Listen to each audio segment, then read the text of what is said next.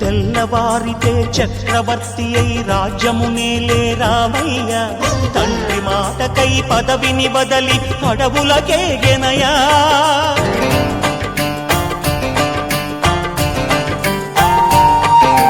మహిలో జనులను కావగ వచ్చిన మహావిష్ణు అవతారమయ్య ఆలిని రక్కసుడపహరించితే ఆక్రోశించెనయా అసురుని త్రుంచి అమ్మను తెచ్చి అగ్ని పరీక్ష విధించెనయా సాగలి నిందకు సత్యము చాటగ కులసతినే విడనాడెనయ నా రాముని కష్టం లోకంలో ఎవరూ పడలేదయ్యా